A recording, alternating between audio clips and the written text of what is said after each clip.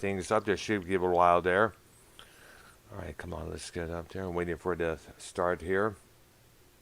All right, it's taking all sweet time. Remember, my computer is a piece of crap there. All right, there, and we are rolling now. Okay, what's up, everybody? It's Arknolia and the Doctor. It's me, Dr. Earl W. Brown with Arknolia Stroke Bean, and we have with us also Prince Idol, formerly of Sean's View Entertainment. Yes. And as you remember, we had a great show this past Saturday evening, late Saturday evening there, where where Sean got called out by Prince Idol here. Tony got called out, Bullfrog got called out, and basically, we was on the phone earlier today that's saying that, Sean's View lost a good commodity. And before we went live here, Ida was telling us that he's been getting a lot of offers to be part of this YouTube program, that YouTube live stream, and here and there. And of course, I'm one of them. I invited him to be a guest on this show here. You did. That's right. And of course, we're right now in the third part of our prog rock series here. And we've been covering a lot of progressive rock acts from the 70s, like Gentle Giant, Yes, King Crimson.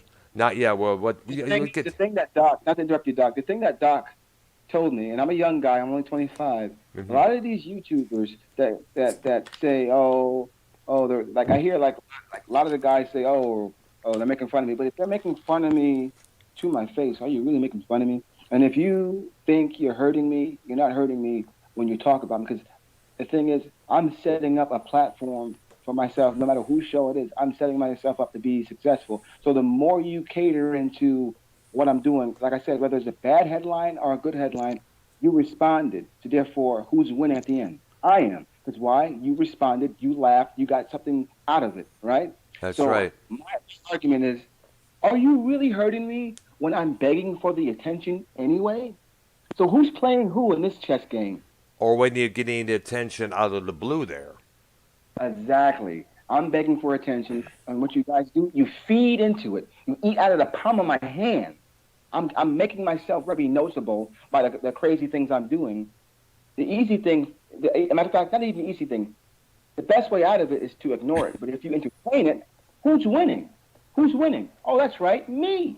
Because I'm the one that's saying, hey, look at me, look at me, look at me, look at me. And when you look at me and actually see me and what I'm doing and you talk about it, who's winning? Me. Prince Idol is. Exactly. So all you guys, not you, Doctor, but some of you guys out here in the YouTube community, excuse my language, are like, wow, this kid is like, wow, he's something. It's like you can't ignore him. He's just going to keep popping up and popping up and popping up and popping up and popping up. But it's up to you to either ignore it or accept it. That's all I wanted to say. Yep, that's all we owe.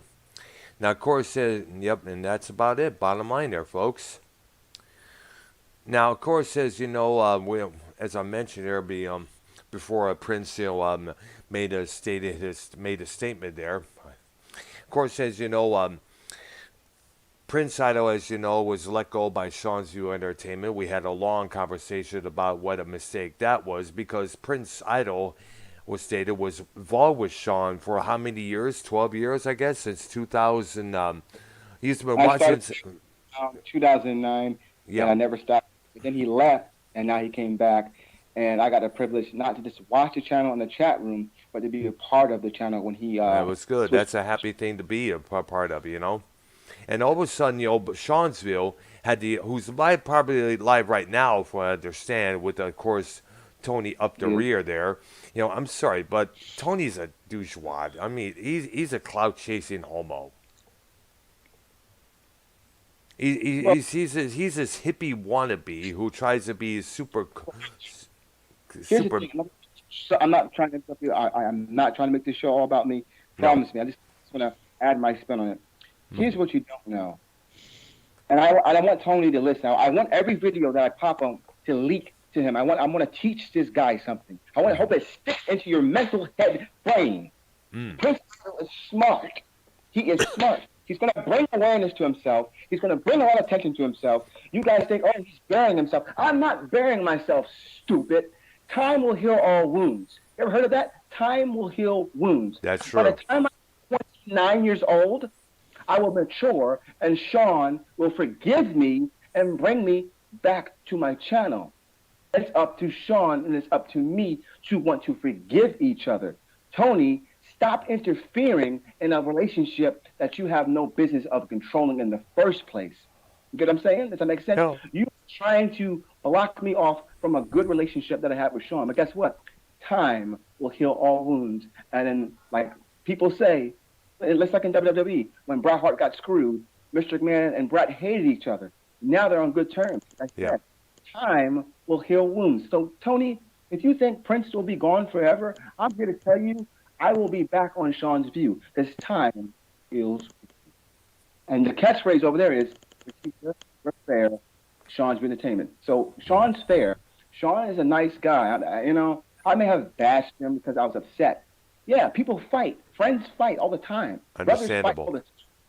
Yeah. So me and Sean had a powwow. So we had a fallout. That doesn't mean we're going to hate each other forever. You know what I'm saying? In life, you may fight with your dad, your mom, your brother, your sister. But at the end of the day, you're going to say sorry. You're going to make up. You know what I'm saying? And move on. Yes. This is All that would be under the bridge, water under the bridge there. this is not the end of Prince Idol. This is only the beginning. Because as I told Sean, I have some growing up to do. I'm only 25 years old. When I mature and have my kid, which is, by the way, my girlfriend is pregnant. When I have my kid Yeah. and I mature and I grow up to be a man and help my kid and my woman and my family, once he sees the matureness in Prince Idol, he'll sit there and say, okay, I haven't seen him in a while. He's matured. Why not take him back? Why not? Because he's matured. He understands how life works. He's got his own platform now. He's been doing good. You know, we're in a new decade. We're in a new year. He's 29. Let's take him back. So, if you're thinking this is the end of Prince Idol on Sean's view, no. This is Sean letting me go and fly. Every bird leaves a nest to go fly, and they come back home. That's all I'm saying. Yeah. So who's outsmarting who, guys? Prince Idol's outsmarting you. Yeah. Yep. Okay. So, all right. So back to the main.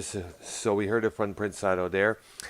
Back to the main discussion of tonight's program. Now, Prince, do you listen to Emerson, Lake and Palmer? I listen to all punk rock, actually. It's That's actually not punk rock. it's a prog rock, progressive rock there. Yes, I started out in punk rock, then I transitioned into classic rock, heavy metal, like 80s hair bands, and then I even got into grunge. I don't really like grunge, like Nirvana. I don't like grunge that much. But Neither do I that much. I was never big on this stuff there. I just all the stuff there talking about, I'm so depressed. I feel like a loser. I think I'll shoot heroin in my veins and make me feel better. I just never cut into that thing there. yeah, yeah. Yeah. All right. So we're talking about prog rock, where bands from England, and a couple bands from the U.S. as well, such as Dream Theater in Kansas. We're focusing on the prog rock scene, which is prog being short for progressive. We're talking about bands that like to interpret pieces of classical music, in different themes into their music there. I know Yes, who we covered the last time, had a lot of interesting themes with their songs there, like Starship Trooper. We know them from the song Roundabout, which is a big song of theirs. And we also had, of course, King Crimson previously, which was a favorite of mine during my early teen years in the early 80s there. They had a lot of songs about, the music industry, groupies there, but it was told in a more theatrical, Shakespeare form of way there, And basically tonight we're going to be focusing on a former member of King Crimson, a former member of the group The Nice, and a one-time drummer for the Crazy World of Arthur Brown, Emerson, Lake and Palmer. And Now, Atomic Rooster. Atomic Rooster, yeah. And Carl Palmer was a member of that group, if I'm correct. Yeah, you're right. Right. Yes, right there. Now, Emerson, Lake and Palmer was considered a super prog rock supergroup. Greg Lake coming from King Crimson, Keith Emerson coming from the band The Nice, and of course Carl Palmer coming from both Atomic Rooster and the Crazy World of Arthur Brown. They released their first album in 1971 there, titled simply Emerson, Lake and Palmer. That was this album that featured the classic song Lucky Man, which still gets played on classic rock stations to this very day there. Excuse me for a minute. Hold on. Yeah, I'm yeah. still here. What's up?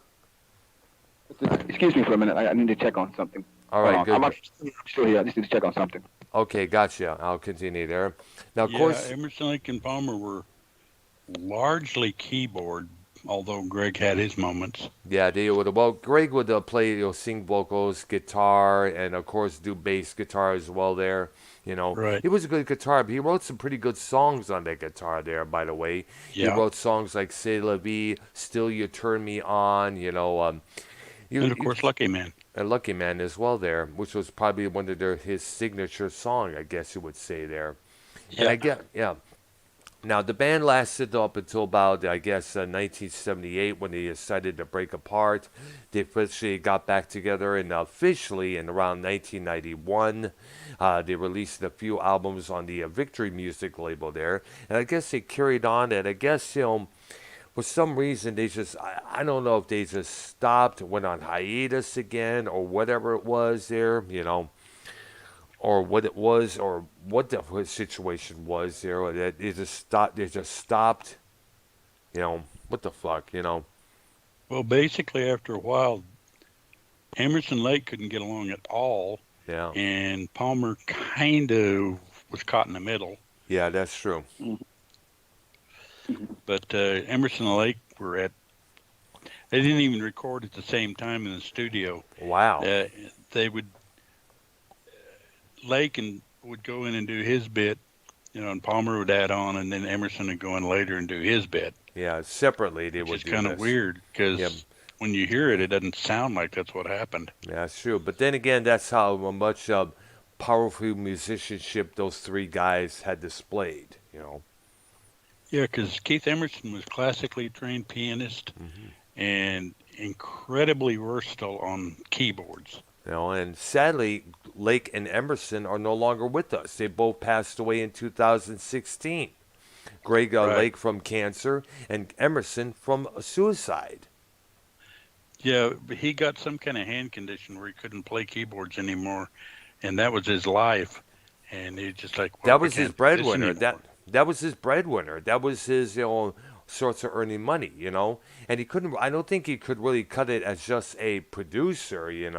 Calling the shots of the studio. You got to do more than that. He's one of those guys that feels like I should do more than just this. I should do more than that. Right. And from what I Right. understand, the guy had, according to some, the man had something like a lot of keyboards, a lot of computers and stuff. And those Oh, were he neat. took a ton of them on the road. Oh, absolutely, because how are you going to translate works of Chopin, Bach, and all the other classic composers? How are you going to do it? Mussorgsky, yes, absolutely. You got to. Basically used those computers to help translate those works, which he did very damn well. Yeah. Well, the first album only had 6 tracks. 6 tracks, but every single one of them is worth a listen. Absolutely, there. You Especially had the the track. Barbarian. You had Take a Pebble. Hmm. Knife Edge. Yeah. The Three Fates. Tank. And of course, Lucky Man. Lucky Man, yeah. Yeah. And Tank was a pretty good track there because it featured the drumming skills of Carl Palmer there. And of course, Yeah. Take a Pebble was like one of those long, mellow tracks there where Greg Lake would just diddle around on the acoustic guitar there. And they just kept back then they would keep the tape recording all along. They just get it all there, whether it was spontaneous or planned or not, Yeah, a lot of Keith Emerson piano in that. Yeah, absolutely. And of course, Knife Edge was where at the end of that track, where they would just stop the tape, it was just, which was always Yeah. fascinating to listen to when you think about it there. Yeah. Yeah. And I They see, followed Go ahead. Scam likely on my phone. Screw you, motherfucker. You're gone there. That's what I'm talking about. I've been getting those at work. I've been getting those when I'm not at work. A lot of times it's like, Yeah, Jesus all of a Christ, sudden bro. I'm getting a lot of that kind of stuff. Dude, I would get these friend requests on Facebook by these hot looking women, but they only have one photo of themselves in their profiles upload there, and you know what? That tells me they're a scam. They're a total Yeah. scam. Bottom line there. And I can see, let's see what we got here. We got a fucking voicemail. Most likely, let me see what we got. This bitch has got here. You have one new voice message. New message. No, para ser eliminado de la lista, oprímalo. Screw you. Some What happened? Spanish. It was so stupid Spanish voicemail I got from some Spanish recording there. I've had that And a they few followed. times. Okay, go ahead. Done. No, go ahead, dude. Well, they followed up that album with an even bigger one, Carcass. Great album there. Great piece, by the way, which took all of side one. The great piece there. You got to check that album out, Idol. There, definitely. Damn good piece there. Say that again. There's so It's- much going on around. I'm sorry, my mom is not feeling well today. Oh, okay. I see man. there. Oh well. This is Oops. so much going on, and my girlfriend with her hormones yelling Wow. at me. I know it's not her being that way. It's the hormones because Yeah. when girls are pregnant, a lot of things happen. Yeah, a I've been lot of hearing that from my aggressions. A lot of aggressions come up. Yeah, it's just a lot. All It's a right, lot. there. Well, we're talking about the second record, Tarkus, from Emerson, Lake and Palmer, which is a pretty good album to listen to. If you ever listen to the whole of side one, definitely check it out. 7 pieces. 7 pieces into one suite there, I guess it's called there. Yeah. Yeah. And it's a pretty good album there. Definitely worth checking out, man. And of course, the other side, little ditty that was, I guess, fun. Jeremy Bender. Sure. He followed that up with Bitches Crystal. Then another one that was kind of connected to The Only Way in Infinite Space. Yeah. Mhm. And then Time and a Place, which is another Greg Lake composition. Yep. And then I guess another little fun piece in Are You Ready, Eddie? Yeah, it's kind of like a rockabilly type of stuff there, yeah. Yeah. Yeah, there. And I guess the third one, Trilogy, was the one that comes up next there with the Endless Enigma, which is part 1 and 2 there. Songs like, which is it called? Original Sin or Bitches Sin? I forgot on that album there. Living Sin. Livingston, thank you. I had that album for a while now. I had that album, the first album, Brain Cell Surgery. That was pretty much about it for my ELP collection there. And of course, there was Trilogy, which is one song that's like 3 little pieces within it. Yep. And then they did a pretty good version of Hoedown, which is an Aaron Copland song. Yeah, I remember hearing about that. Yeah, yes. No, I remember hearing that on the end of side 1 there. You got to give him credit for that. I mean, by the way, you And also this got was the one from the beginning was on. Yep, absolutely. Good song for them. Another good Greg Lake composition that he composed for the band there. And Abaddon's Bolero. Mm-hmm. And they followed up Trilogy. And we're skipping the live albums like last time until we're The done end with there. Yes. His Brain Salad Surgery. Oh yeah, which that's the main one there. That's the main one. that might be their best. Yep. And best in cover artists as well. H.R. Geiger, you know who he is. He did the cover for that album there. And apparently what it was, he didn't, I guess what I understand, Geiger did not get paid for his work, apparently. Wow. Yes. Right. And Geiger has done album covers for Steve Stevens, the former Billy Idol guitarist, Deborah Harry, Danzig. He did a lot of stuff there, In fact, he did this one artwork of Darth Vader, which is kind of very creepy to look at when you think about it there. Yes. Very creepy there. And also, the album, the main focus, the meat of that album is have to be Carn Evil 9 first, second, and third impressions, Which takes up part of the first side and all of the second side. Yeah, they have to divide the first impression into two parts for the vinyl version, the original there, and the cassette version. Whereas on CD, they just let it all right through there with no interruptions there. Yeah, and I believe, if I'm not mistaken, that whole thing is like 30 minutes long. It's probably more than that, I guess you understand. I remember one thing I learned when I was living in Richmond, Michigan, when I would play that piece is a long piece there, because it was all one track. And one of the Touch Tunes jukeboxes I used to go listen to at the bar there, I would put the whole Carnival 9 on. And soon later, when it gets to usually gets to either the last few minutes of the second impression or when it starts at the third impression, somebody would cut it off and put something else on there because, it's a long-ass track either way. Yeah. So that way, in a way, that would peeve me off. It's like, well, but then again, it is a very long piece there, and sooner or later, people are going to be like, enough's enough. I understand, but not here, dude. Yeah, and this album also had Still You Turn Me On. Yeah, good. That's a great song from Greg Lake there.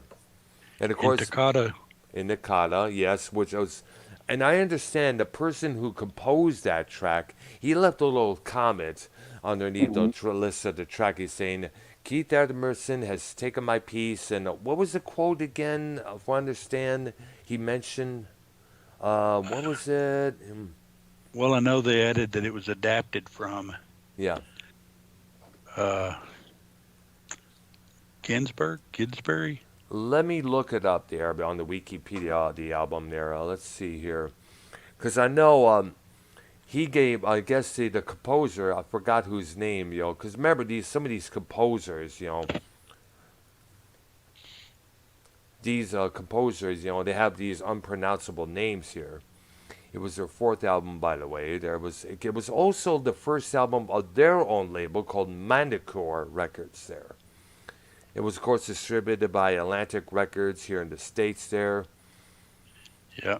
It was distributed, and of course, following the tour to support the album, the group required, the last previous record there, Trilogy, they required several rehearsal faculties to work on this album, which would blend rock themes and classical themes to control things. They also launched their own record label in March of 1973.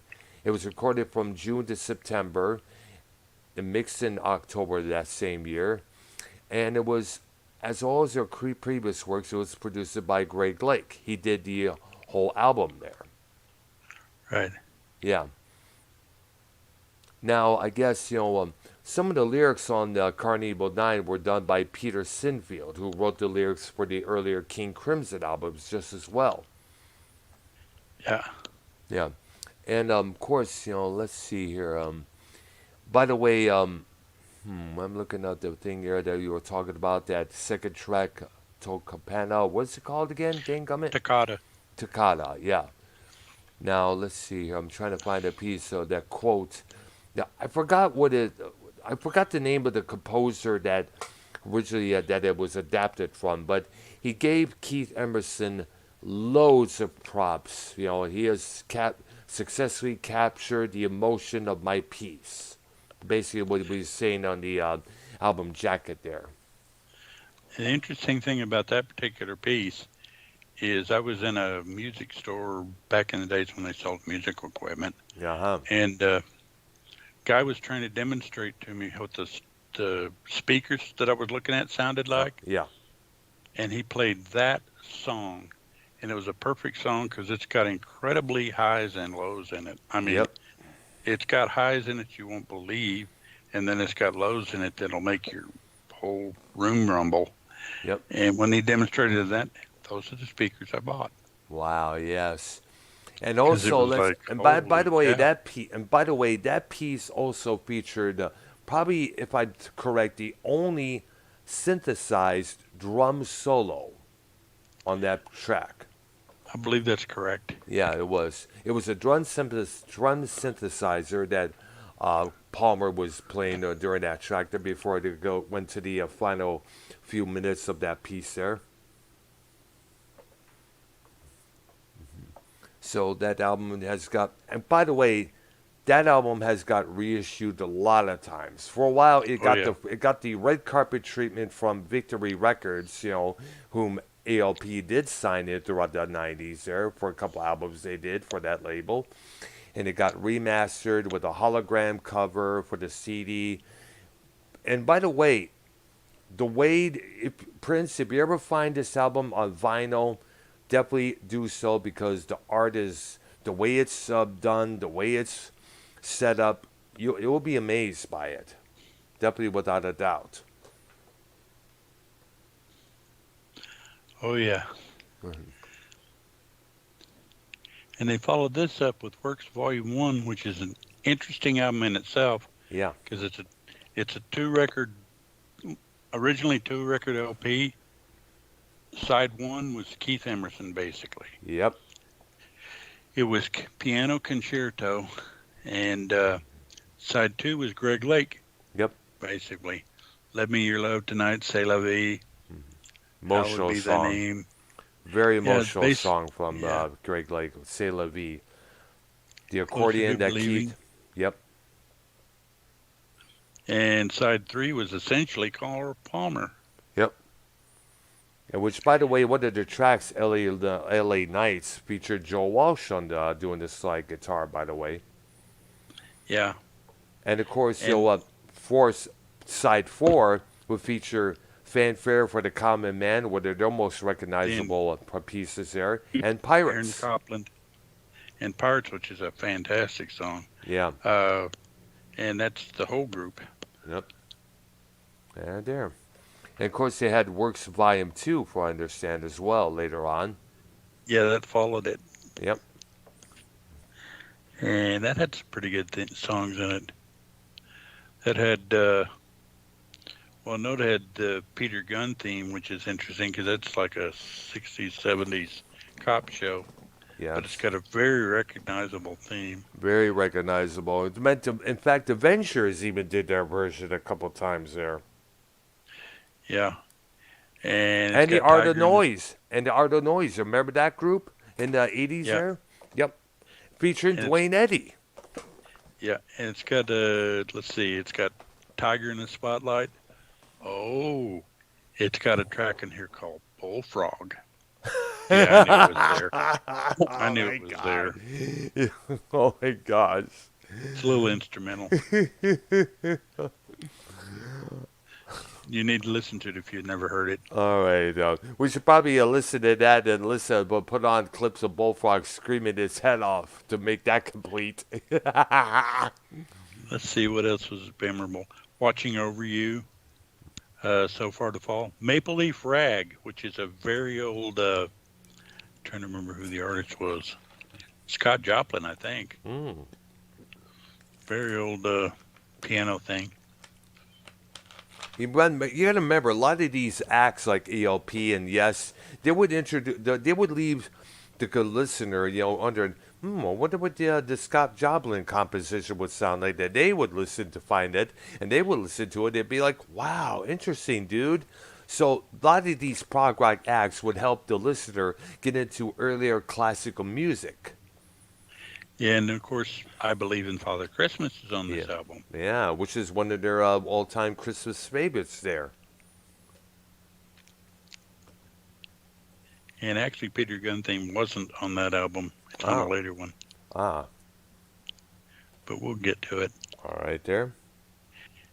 And then, after that, they followed up with what has, in my opinion anyway, is the worst album they ever did. Let me guess. Love Beach? Love Beach. Yeah, I never understood the story, the title of that record. It's like, it sounds like they look like something like out of a Pablo Cruz kind of thing there. The way they had with the Hawaiian shirts, the standing all smiley. It's like, what the heck? Is that absolutely no cooperation on this album, and it sounds like it. Mm. And Make- they broke up shortly after this album for a while, Yeah, for for a sure. long while. Of course, Carl Palmer he would later join the band Asia with Steve Howe, one of the Buggles, and of course, of course with John Wetton, ex of King Crimson. Um, Keith Emerson would do the soundtrack for the movie It's Nighthawks. classic stuff.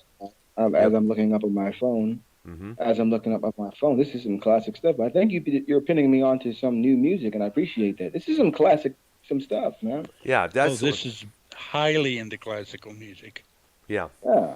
Yeah, a lot of these bands, grew up with classical music there, so they interpret that into their works and their songs there. Yes, Do my research on my phone as I'm on this podcast, and I'm like, wow, this is some real high class music, yes, some real good stuff. yes. As I was saying, Keith Emerson would later do the soundtrack to a movie called Nighthawks that had Billy D. Williams and Sylvester Stallone, and of course, Greg Lake would have a couple solo records, and it'd be about a few long years before Emerson, Lake, and Powell would emerge in 1986 They with did one album, album. I think. One album. Emerson, Lake, and Powell. And of course, the Powell we're speaking of is Cozy Powell, who sadly, like Lake and Emerson, is no longer with us. He died in a car wreck, I believe, in 1997. Powell is And he's one. a well-respected drummer. He was, yeah. He worked with Rainbow. He worked with Whitesnake. He worked, I guess, with I guess he also worked with Brian May. I understand from Queen when he did some solo ventures, and he also did work with Black Sabbath. Tony Iommi's Black Sabbath, I should say. Right. Look up Headless Cross, Tear, Forbidden, those albums there that they did. Definitely worth a listen to, and sadly, another great drummer taken from us. So unfortunately, Then the next thing that followed this was Tour of the Power 3, which I think it was Emerson, Barry, and Powell. Or not Yeah. Powell. Yeah. Palmer. yeah. And as I said, it was called Three. Now, I guess there was Yeah. a situation with Lake and Emerson once again, and they got Robert Barry in its place, and they decided to call themselves Three. That album came out on Geffen Records in 1988 there. And I don't know if it was a success or which it was or it was a Well, flop it did or okay, whatever. and it wasn't bad. Yeah. And, Then the original group got back together again, yep, and they did Black Moon, which Yep. is actually an excellent album. yeah, it came back. That was the record I told you about. They released it on Victory Records, which was ran by Phil Carson, a former executive at Atlantic Records, their original label there. Yeah, they did Black Moon and Paper Blood, which were both good. Hmm. And one that is a great Keith Emerson vehicle is they did their adaptation of Romeo and Juliet, which was by Prokofiev. I see here, yeah. And boy, it's an excellent interpretation by Keith Emerson mainly. Wow, man, you got to give him up. He was like one of the masters of the keyboard works when you think about it. There, you listen to an album called "Pictures at an Exhibition," which we We'll got to get to that one. Yeah, definitely, Prince Ido. If you don't see that album, pick it up. Top notch, bro. Top notch, dude.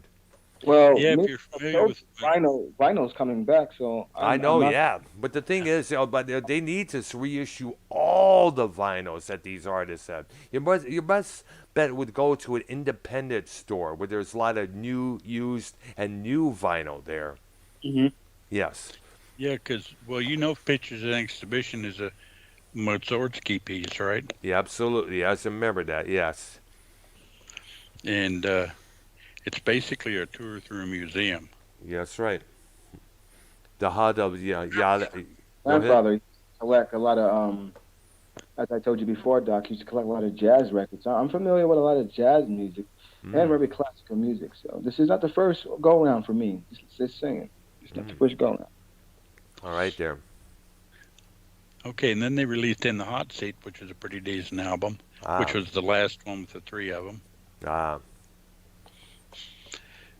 Then we move on to the live ones. Oh yeah. which starts with Pictures as an Exhibition, Yep. which actually also closes with a Tchaikovsky thing called, Yep. well, it's Nut Rocker, which is an adaptation. Nutcracker. Well, it's an adaptation Adaptation. Yeah. Hmm. of Nutcracker, but they call it Nut Rocker, Mm. which basically they Ah. no, Dun, da, da, da, da, da, da, da, they da. don't do that part. Oh, okay.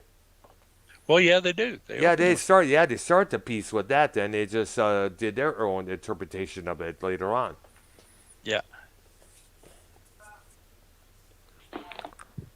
And let's say they followed that back with my opinions, their best live album, Hmm. Welcome Back, My Friends. To the show that never ends, and that was a 3-record set, by the way. Yeah, Yeah. And that was, I believe, recorded during the brain salve surgery tour, if I'm correct there. yeah. And side one was Tarkus, and side two started with the conclusion of Tarkus Yep. because it was that long. Yes, absolutely. They have to know a lot of live versions of long pieces do tend to be extended for the live shows there. Then they went into Take a Pebble. The next side started with the end of Take a Pebble, Yep. and well, it's called Piano Improvisations, and then Take a Pebble. Yes. Conclusion. Mm-hmm. They followed that with Jeremy Bender. Mm-hmm. Interesting.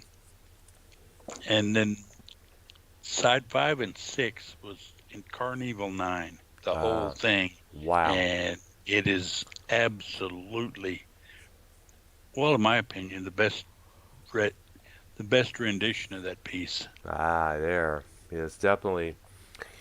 You know, and then we also got to acknowledge the In Concert album, which if you ever, it's a gatefold album, by the way. When you look at the front cover, the way it's presented, that shows you how much of a massive audience this group would pack in. And this was a huge, massive outdoor venue that they were playing in. Yeah.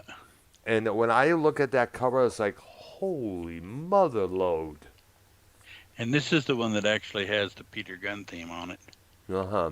Yes, a live version, if I'm correct there. Right. Yes. And you got to remember, and this one featured a shorter version of Pictures at an Exhibition, if I'm correct there. Yes.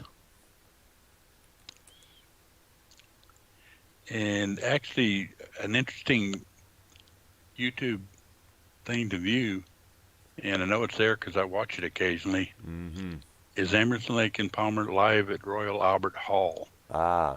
And they play pretty much into everything, and you can get to see some of Keith Emerson's antics while he's playing piano. Oh man, you got to check. You got to print side out. You got to check out the way Keith Emerson, messes up, just destroys his organ. Not totally destroyed it, but he would stick knives in keyboard.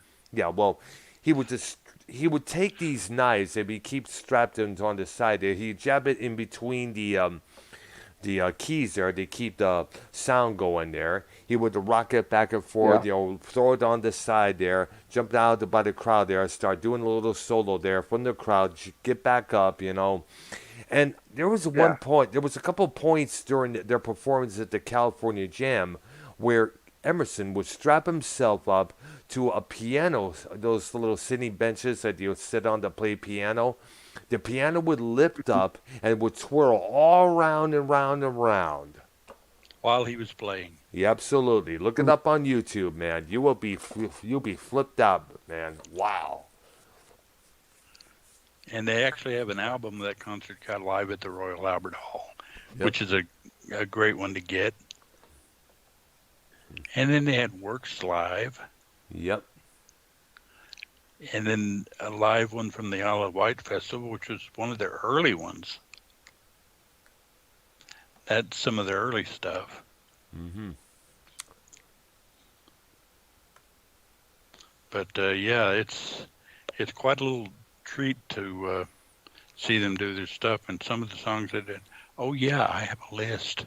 Ah. That's right. Of all your personal favorite tracks, right? Right. Absolutely. Well, yeah, I wouldn't have listed anybody Oh, else's. absolutely. There, yes. Okay. My number 10 is From the Beginning. Oh, Great yeah. song. Great song from them. Absolutely. My number 9 is Toccata. From Braid South Surgery, the piece that we were telling you about with the synth drum solo there. My number 8 is Fanfare for the Common Man. Another great one. Another great interpretation from those guys there. Number 7 is Trilogy.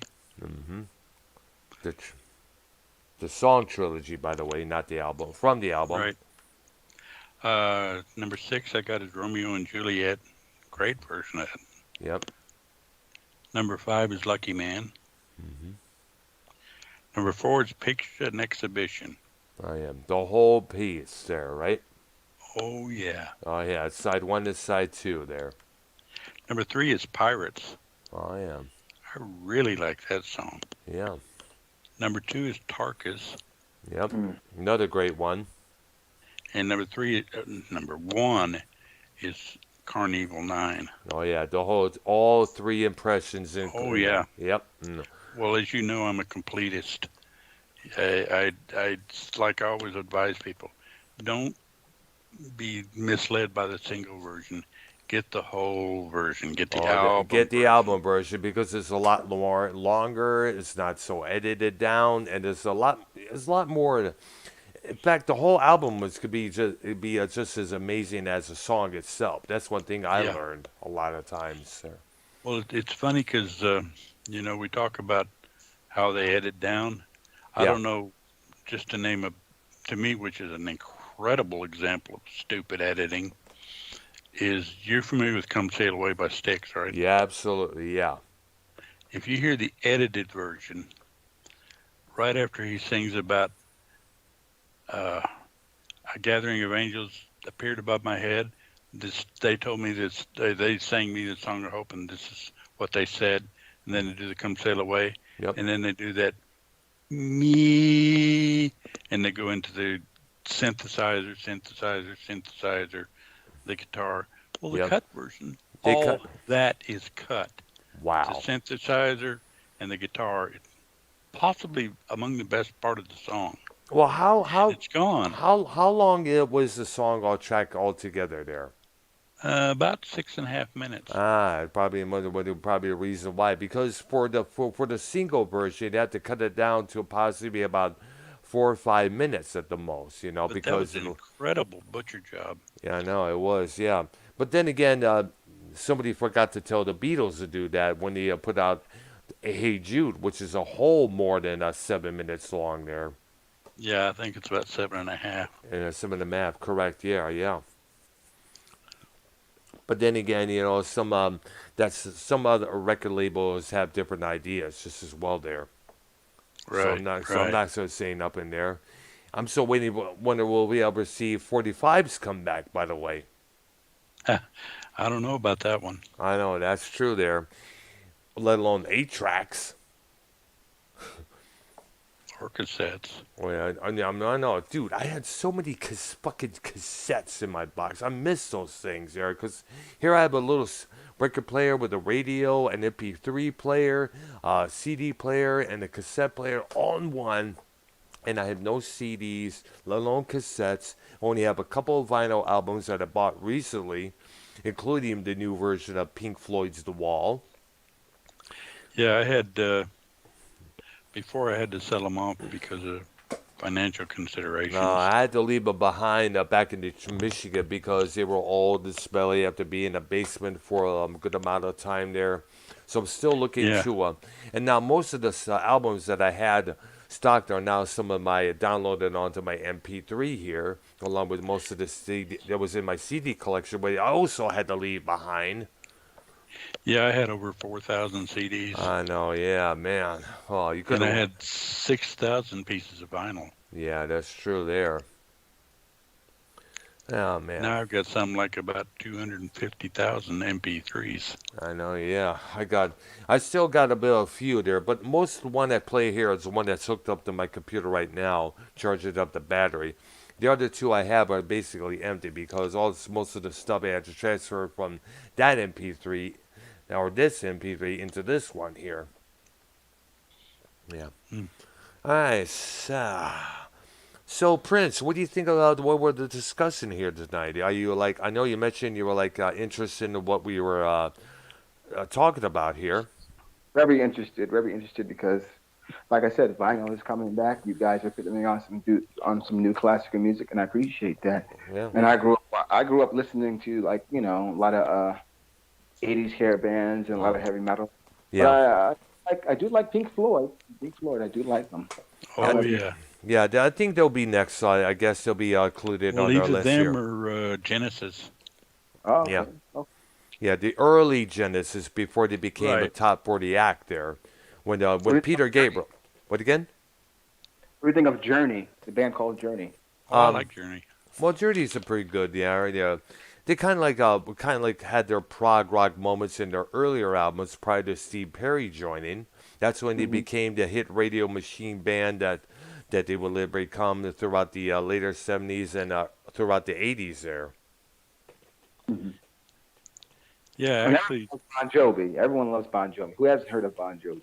That's one of my favorite bands. And not my really favorite there because I wasn't really I much of like the some band. of their stuff okay, but I'm not like deep into them. I mean, they've done a couple songs I do like Mhm. that I can think of. I was never into them. Like I cannot tell you how many times when I walk into a nearby bar back in Richmond and hear some karaoke person trying to do, actually some idiot, some jizzball trying to do "Wanted Dead or Alive." How many times? And it's like, come on, give me a break. Yeah, What that karaoke will tend to turn you off of some artists. you know what's even worse, dude? You know what's even worse, guys?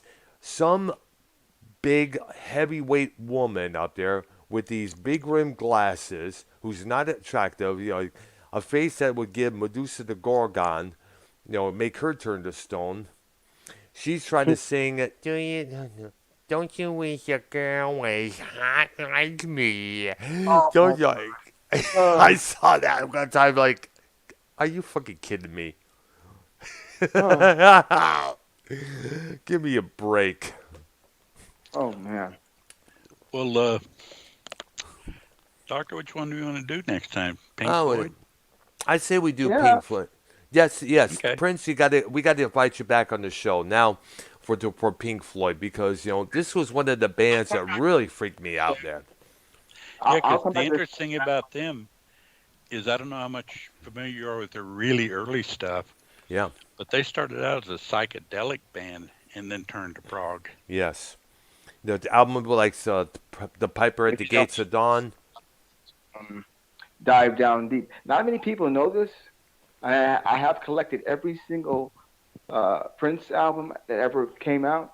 A lot of Hmm. people don't know this. His Dirty Mind album Yes, I is remember that. actually it's punk rock. It's punk and British rock. That's why he's wearing that trench coat, and that's why his style back then was like that. Because he was actually trying to get into punk rock. Not many people know that. He was Yes. actually inspired by British punk rock. Yeah, and the lyrics of some of that songs are even more tripped out, by the way, when you think about it. There, Sister, Head, the topics of those Yeah. songs. We definitely got to talk about that album, that's for sure, because that was one of the records, I guess, that got him in trouble with the PMRC back in '85 there, along with Darling Nikki, of course. And you know who else is punk rock? Someone told me Billy Idol was doing punk rock Yeah, before. he was in a band called Generation X prior to Yeah. becoming a solo artist. They released a couple albums there. It was like this was back in when punk was really at its full prime in the UK with the Damned, the Pistols, the Clash, other bands like some of the bands here in the States we had just as well, but the, but basically, the UK scene had a lot of punk bands about it with the high hair spiked out and stuff like that. I think Tony James would later go on to be a member of Zig Zig Sputnik, some flashy punk, some like electronic punk dancey group there, and then later joined the Sisters of Mercy for an album and toured, and that was about it, I guess. Now the two songs I always thought that sound punk to me, when I listen to Prince's "Dirty Mind," the song called "When You Were Mine" has a little bit of punk in it to it, Yep. and the song I would put out, "Dancing with Myself" sounds punk. Dancing Yep. with myself. It has that punk vibe. It Yeah. does. It's Yeah. more like a And ballad. by the way, Punk. speaking of "When You Were Mine," check out Mitch Ryder's cover of that song which came out a couple years later. I guess it was in '83. I guess it was. You heard of Mitch Ryder by no chance? You just put me onto him just now. That's why I said, "Oh, really?" I'm Yes, like, yeah. Look up Mitch Ryder and the Detroit Wheels. They were a band out of Detroit. They did their version of "Good Golly Miss Molly," "Devil with the Blue Dress" song into one, two songs into one, basically with that one there. He would later put together a band called simply Detroit, and their version of Lou Reed's "Rock and Roll" was outstanding. There, you got to check that out. That's for sure. There. I remember hearing that on radio as a early preteen kid there. It's definitely got to be acknowledged. I want to. May I address this, Doc? I don't know Yeah, yeah, why somebody came after me already in your chat, like I wouldn't see it. They're yeah, saying, "All right, Prince, I don't know what you're talking about." Even if I don't know what you're talking about, it's not a bad thing for a young guy to sit in a room with older people and learn something. That's what's wrong with this generation. Y'all don't want to learn nothing. yeah. It's a shame. It makes me sick to my stomach how some people just don't want to sit down and open their ears and shut up and learn something for once. And that's what I'm doing here. I'm zipping my mouth and I'm learning something.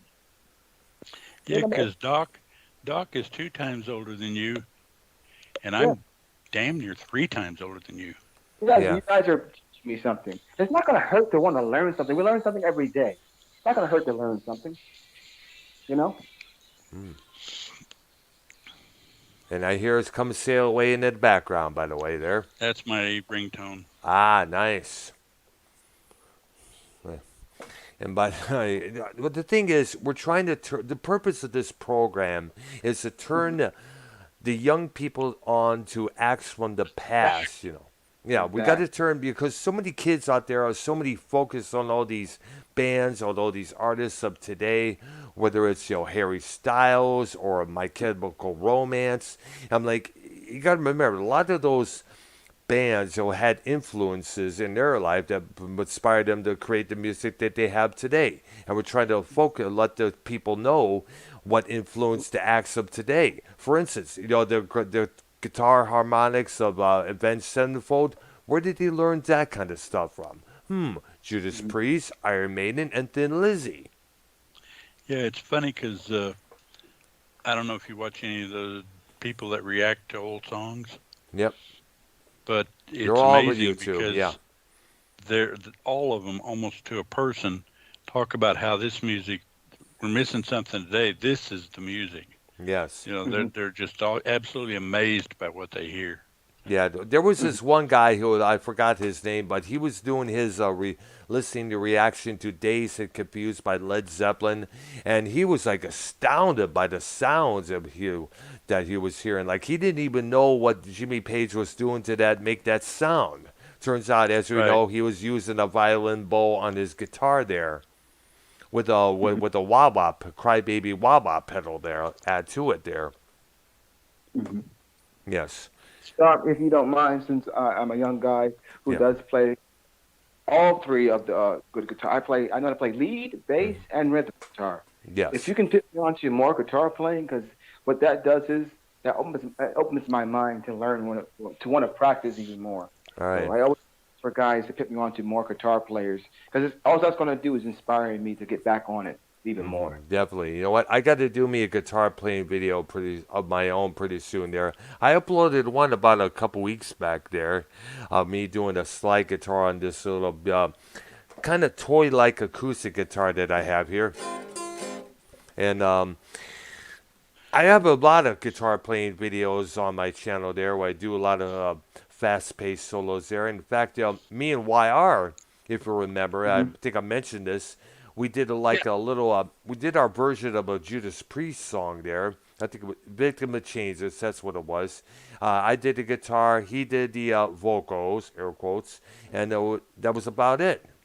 And it was what I believe was one of our episodes of Metal Maniacs from last year. Yeah, and actually, if you're looking for guitar players to kind of spur you on, Joe Walsh is a good one. Thank you.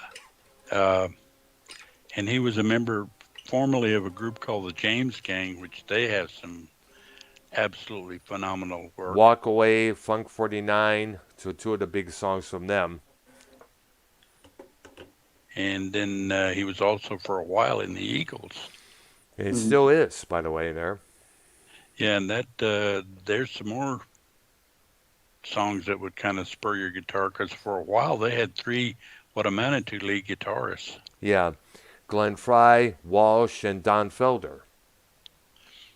Wow. Yeah, and one song that you can hear them interchange on the three lead thing is Hotel California. Yeah, absolutely, there. The live and the studio versions there. Wow. Yeah. I appreciate this, guys. I really do. I really do. I really do. And let me say that you're more than welcome to come back when we do the next one, which I guess is Thursday. Yes, this Thursday at 5 p.m. Central we be Time here. Definitely. Floyd. That's right. And We're from doing what I Pink heard, you're Floyd. from Fort Worth. Yes. Actually, you know what's interesting is I'm about 20 miles south of you. Ah, there you go, man. In Texas? In Yeah. Texas, yep. Oh, wow. Appreciate that. Have you heard of a little town called Burleson? Yeah, I did. We have passed that. We have passed by Burleson. That's where I live. Wow. Small world we live in, man. It's crazy. Oh yeah. Yeah. It's like we're destined to meet. It's like, oh, here's this young kid who wants to, be a star. He likes music. He's trying so hard to get his feet wet. But I think what's going to help me is, like Doc said, put yourself in a circle around people that actually know what they're talking about. Right. And that would help you adapt to where you want to go in life. And I have to keep my mind open. My mom always tells me, keep your mind open. Don't have a closed mind. Always have a mind open, because that's how you learn. That's how you learn. That is Well, true exactly. there. That's why I wish more people of your generation would do that. Oh, please. Please. I was born May 21st, 96. No, that's what I'm saying. I wish a someone- lot of the people your age would do that. You know, have an open mind.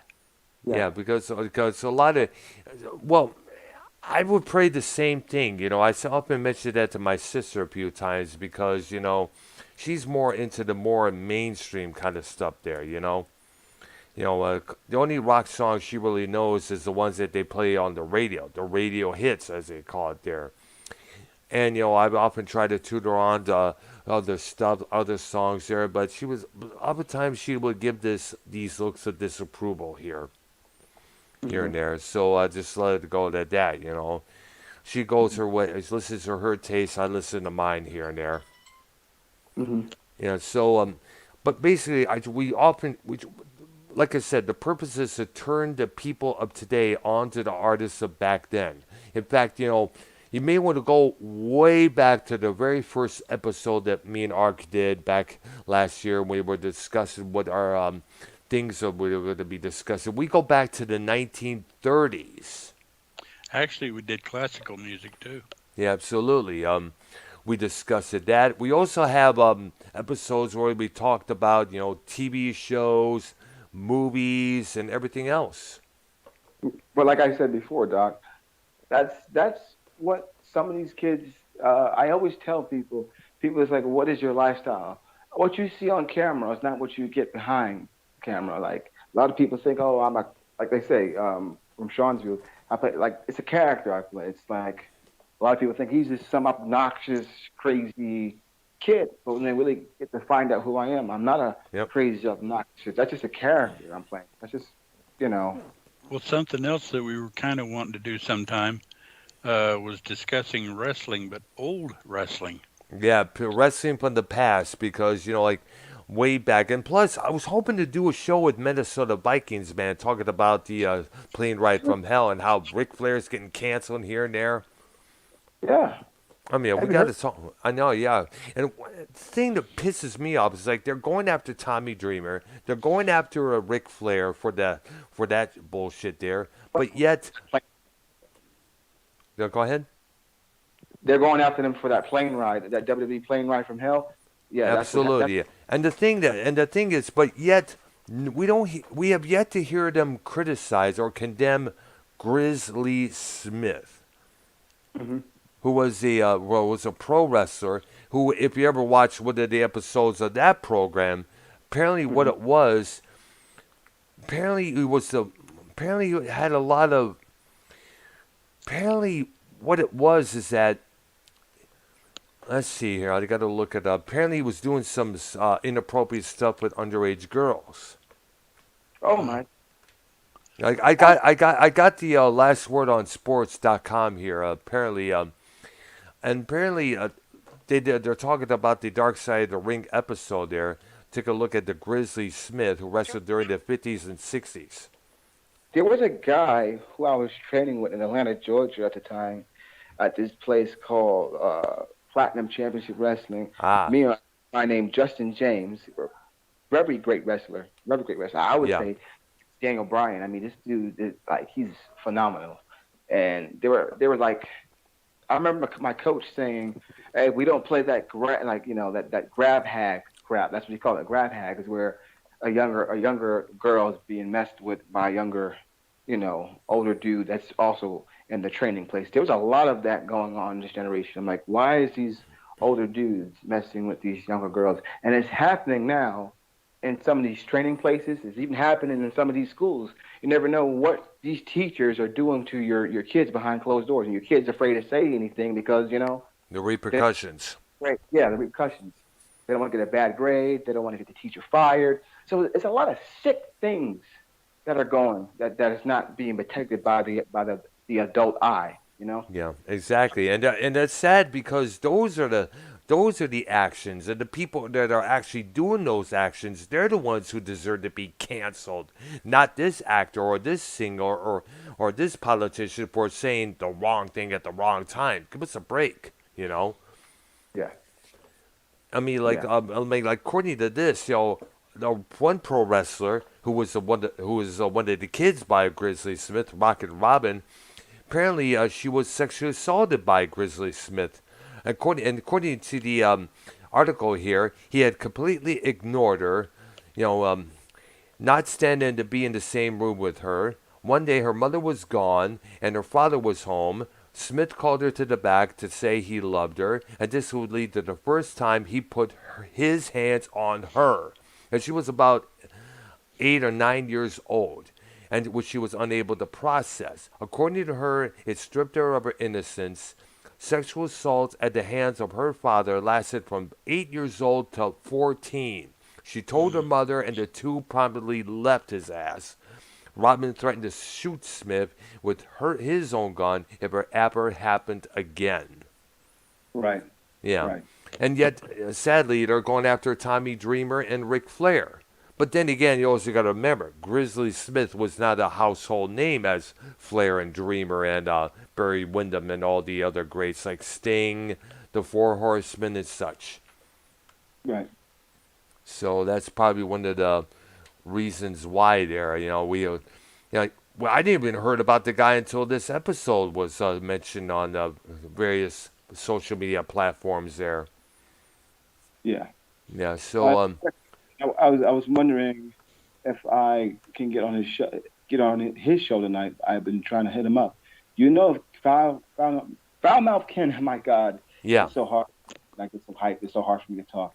Um, you know, if foul mouth Ken is going live tonight. Yes, I've been I trying. heard. I saw it in the notifications on YouTube on my phone there. It's going to be a To- No Hard Feelings pre-show there, and that's soon after that. It'll probably be the whole full No Hard Feelings episode on Farmhouse Patreon. So I Yeah, guess, absolutely there. wondering. Go Well, he ahead. doesn't. I don't always talk about wrestling, but I was wondering if he's going to cover anything about wrestling. Well, Even though he if doesn't want to cover wrestling. Well, right now at this point, the only thing associated wrestling that they're going to be talking about, of course, is Sean's view and all that jazz. There, I think most of course, I know I mentioned the name. The It's like it never ends. Like his name keeps popping up week in, I know week. because I know though because the guy allowed so much bullshit to happen on his channel Uh, there. Like, oh, dude, Ark, and it keeps you gotta going, and it check. You gotta check out Dave's Drama Diner number Oh, I 32, heard man. I have. I heard part of that. Oh Good. man, especially towards the end where Bullfrog is like he's in tears over that thinking that C man put it out. He wrote Biden Right. over Trump over a Trump flag there, and Bullfrog's I, freaking the fuck out. Which I it was love it. obvious that was a paint show job. Absolutely there. Like I said, Doc, I love those guys over there. It's just that they only have to do one minor change to the show, and the show will be a lot better. Put Uh-huh. on sub mode, Sub mode. sub mode on, and download Discord, and the show will be a lot better. But Sean, we're not going to force you to do that. That's your channel. You have every right to do what you want to do with your channel. That's Yeah. that's why I got fired, because I was like, saying they should do that, and they fired me. And then when I left, they gave me a horrible farewell, but that's okay. That's okay. I don't care if they gave me a horrible farewell, because like I said, we had a fallout, but time will heal all wounds. But I Yeah. want to dive into the funny part about what I saw yesterday. The Mhm. bullfrog yelling, I go anywhere I want to. You don't tell me where I go. You don't tell me where I go. I'm like, wow. Oh This gosh, guy, that's Bullfrog for you. I was like, man, this guy, I love him because he is a funny, funny, funny motherfucker. He's yelling, I don't give a fuck. You don't tell me what to do. I'm so sick and tired of this shit. I'm like, wow, this guy, he's a character. He's a lovable character. He surprises me every day, and I'm so lucky to work with him because he is a funny guy. That's what Yeah, has me. he could be funny, but at the same time, he's outright annoying when you look at it. Because if you look, I remember I mentioned this a couple of nights ago, where he completely disrespected two guys that were hanging out on my channel there, Bobby and Kevin. And Ark was listening to that whole show. He stated in the chat, when we start doing our thing, he does not want Bullfrog around because Bullfrog was completely in denial. He kept saying, "You're attacking me." He felt like he was the victim. I don't know where he gets this idea that he could just try and call in whatever he can. In fact, remember last Friday night when you and me and Ken and Vikings fan was there, Bullfrog called 17 times. He tried to call in. Yeah, I called him back and I told him it's because you're banned. There's nothing against you. It's just that you got yourself banned from a couple of shows. But yeah, And I said, dude, but he's one of those guys that won't get it to his head. But believe it or not, I didn't tell you. I think I mention this on the last Saturday night when we were live. I don't know if I remember if I did, but if I did, I'll repeat it again because Ark needs to hear this. Bullfrog actually got through to me there, and he's going off on me and what I posted on Twitter. That little thing of his face at the words "I heart Biden," "I heart" snipping his hair there. Yeah, and he's like, "Why are you leave me alone, Earl? Why are you acting like? Why are you harassing me and this and that?" And the poll got interrupted, and of course Ken came back, you came back, Vikings fan came back, and everything else there. And see today what I send you? That was just me trying to make Dave Rose laugh, and I did give him a good laugh. I hope they enjoyed the dark pictures I sent you of my eyes with the fire and the little. Yeah, that was just me, because you know how Dave Rose calls himself the devious one. Yes. That was just me making him. I was just trying to make his day. That's not me trying to go to the dark side. That's just me making him laugh. Because when does Dave Rose get to smile? When does he get to laugh? He's a great guy and he deserves to smile or deserves to get a good laugh every now and then. And I try to provide that for him. Yeah. But I respect it, and I want to I want to look at him and say he's a funny kid. He's a funny kid. He's just a funny kid. That's all. Prince Lambert. He's a funny kid. That's true there. Yeah. It's kind of funny, Well, he does laugh a couple times with a couple of jokes. I know Travis TLC made a few jokes there on one intervention of Bullfrog there. Yeah. And of course, Bullqueef, as I call him, he just can't get it through his head. He just doesn't want to listen. I don't know if it's his mental condition or something else there, but the guy's in denial. And as long as he keeps being in denial, he's not going to get anywhere, He's going to get banned from this show. He's going to get banned from that show. And that's about it. Yeah. And from what I understand, before I actually tuned into Sean's View, and that they were talking about, whether they're going to be watching Raw. And guess who added Bullfrog on the show? Tony. I don't know, man. I don't know, because I think he's the same person that added me onto the show for that horrible farewell. And like I said, I'm not a lame kid. A lot of people think, oh, he's lame. He's this. He's that. No, I actually wanted. The reason why I came on the show is because I just wanted my name to stop. I just wanted them to stop mentioning my name because I didn't want anything to do with it anymore. And then it got to the point to where I even said, stop mentioning my name, because I was going so crazy in the mind of like. I told Sean, I'm going to sue you. I'm not really going to sue him, but I told him, I'm going to sue you, man. You're driving me crazy. Stop mentioning my name. Like, control that. Like, there's people in your chat room that keeps bringing my name up, and I'm not even on the show anymore. Like, why do you keep, like, juicing my name? Probably because they miss you or something like that. I guess that may be it, unless I may be mistaken there. It's ridiculous. I'm like, I'm not bothering you anymore, guys. You fired me. And then they say he quit. Okay, I quit. I fired. Whatever. He's gone. He's gone. Yeah. He's gone. Move on, I was so happy and so excited that he flicked me off and said, "The hell with him. Fuck him.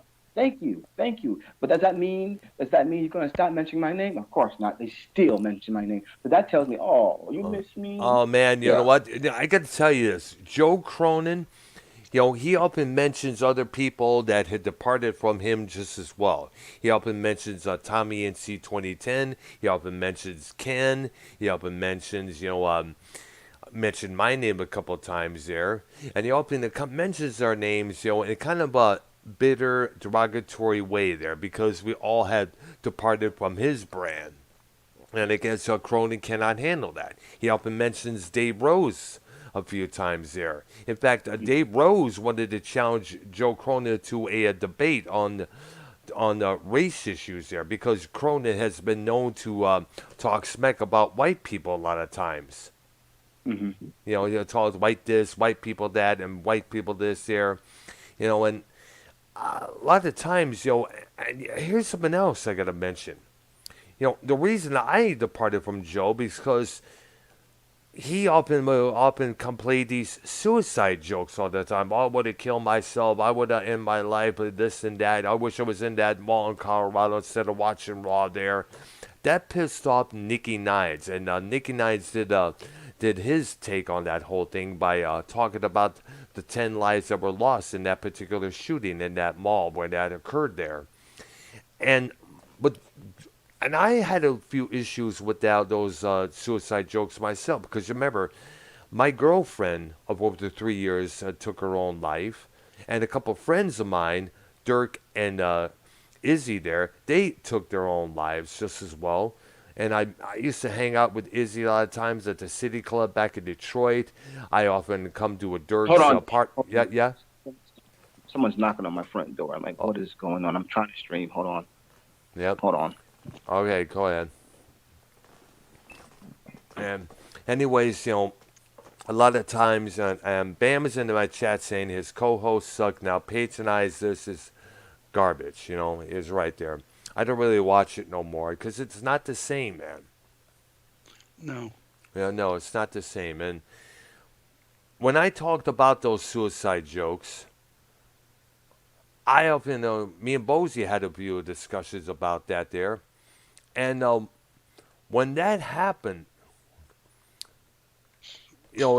Cronin took bits and pieces of various past videos that I did on my channel, and he compiled them all together. And these were pieces where I was saying, maybe I should do this, maybe I should blow their tires off, maybe I should blow this do this to that person there. Because at that time, I had a lot of resentment, I had a lot of anger, I had a lot of hostility to me. And he compiled them all together to make me look like a psychopath. Yeah, he's good at Doing that, manipulating there, yeah. making things look like different, for lack of a better way to put it.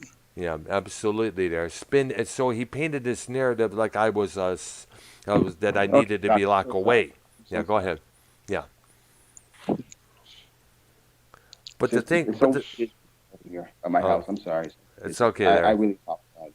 All right, there. Yeah.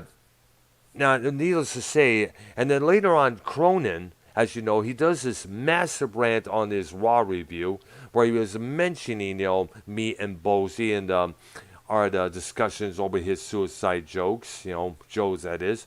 And, he said, he yells out, "Fuck all, you could fuck off." And I figured he was probably telling me and Bozy to fuck off. So I said, you know what? That's it. I'm done.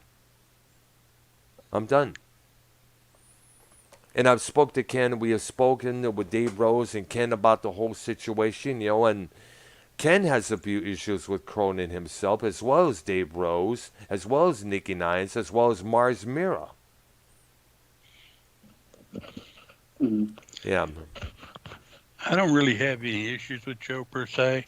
Yeah. I just kind of quit because it was Not the same. it's not any good. Exactly. It's not the same as it was the Prince. You got to check out the Monetize This episodes for 2007 to 2018. I subscribe to it. I subscribe to it. I haven't been able to watch anything lately because I've been dealing with so much scandal on my name. So I know, yeah. It's okay there. Channel. I apologize. It's okay, dude. I actually was a Patreon of Joe's for a pretty good while. At the $25 level, which was supposed to grant me podcasts with him. Yeah. He always had something going on. He can't do it. He can't do it. He can't do it. Yep. And that's one of the perks at the level I was at. Yep. And I just, okay, I can't deal with this. And just dropped it. I know, a lot of times. So I asked him, approach him one time when I lost my job. Possibly we could do some shows together on his Patreon. He could probably pay about 25 to $50 there. And I was saying, what time of day you want to do this? And he never replied back with any answer. So like, bam, bam, boom. So I was left hanging for a while there. Well, this music show that we're doing, I approached him with it first. Yeah. And he never answered me. But I'm actually glad I'm doing it with you because he has absolutely no clue anything before 1980. Yeah, exactly. Remember, Joe is a young, he's in his 30s. So obviously he must have been one of those kids that grew up throughout the 1990s with the liberal stance that was going around at that time there. And of course, now, yeah, go ahead. All right. Hold on. I was going to say that, of course, Massachusetts being a liberal state, as he has stated many times before, that probably has to add to it as just as well there. Yeah. And by the way, I got to go back to Bullfrog and the Biden thing there. I have made I have sent Costanza, I have sent Dave Rose and Seaman some I got to put in the chat here. Definitely one of the things I made concerning Bullfrog and his Randy and Arabian. I'm going to put it in the chat right here. Give it a few minutes here. I get a couple of things with the Bullfrog voted for Biden thing there. Because I'm going to make that a new thing there. Yeah. I mean, it's obvious that Bullfrog is not a Biden supporter. I mean, it's obvious. I know, yeah, it's obvious. But yeah, he that's just true. he can't take the jokes from anybody. Yeah, and not only that, he acts like he's entitled. He cannot take any. He's very sensitive and all that bullshit there. He basically acts like one of the current Democrats today. Sensitive, entitled, woke, SJW, and always, he acts like that, bottom line there. And he always comes up with all Yeah. these stupid false threats. Now I put it in the chat up here. One of the things I made there. I sent it. Like I said, I sent it to Costanza, Seaman, and of course, Dave Rose there. And I also gonna send it to Minnesota Vikings fan there. You see it in the chat there, by the way. What I did. Yeah. Yeah, it's my bad. So I'm gonna definitely have some fun with that. I made a few me with some Iron Maiden fonts, a Black Sabbath font. I tried to do a Pink Floyd font, but sadly that didn't work out too well there. But I also did a couple there. Now, and of course, I'm just waiting for Bullfrog to try to get on this channel here, get on this show, and try to go at me here and there. It ain't gonna happen. It ain't gonna happen.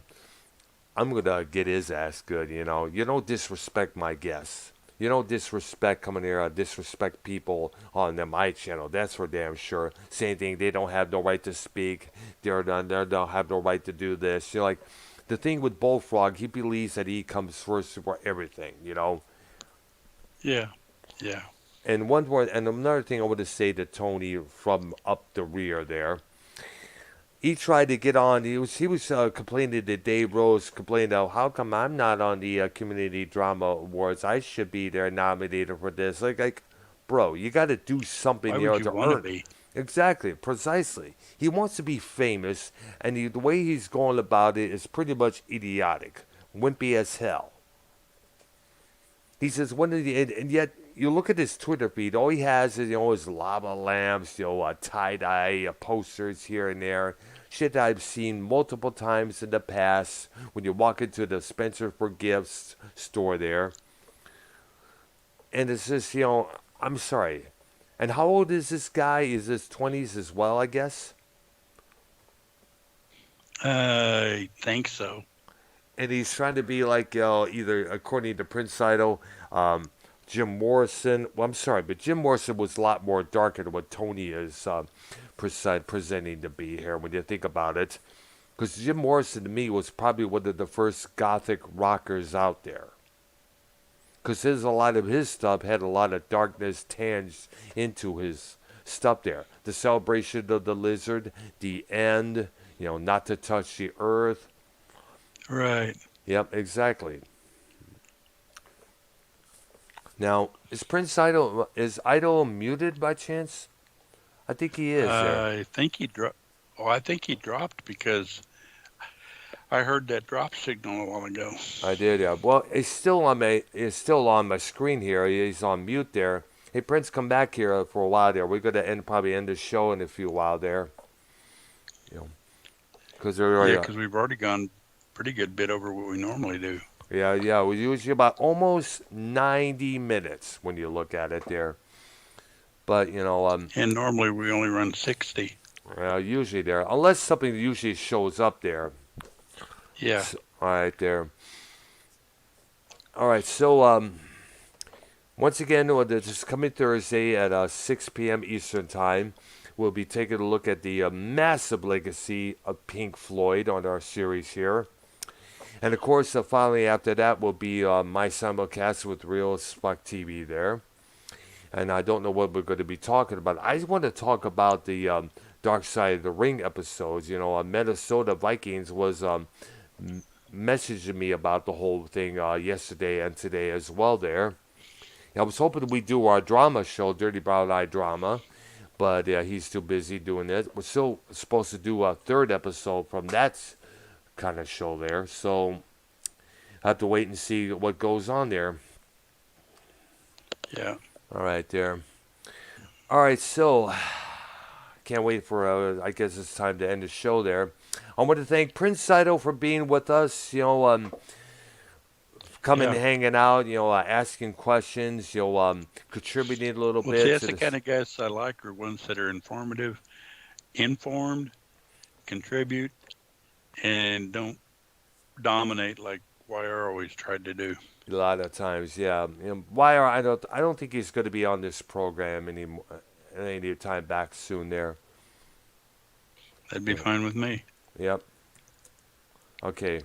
Let me special guest here. Let me Prince Idol. I'm gonna add the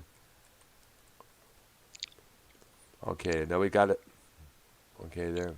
1, 2, 3, 4. 1, 2. Okay, there we go. There. Got that editing all down there, pretty much there. Okay, that's going to be it for our show here.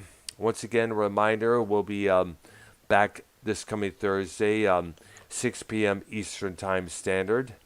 And we're going to get Prince Idol onto the show once again there. I'll leave a little message that we had to end the show. We're sorry about that, and we'll let them know to be ready this coming Thursday. And of course, my simulcast with the Swag TV following soon afterwards. For Arknolia, Prince Idol, and myself, you guys have a good Monday evening. Bye. Bye-bye, everyone.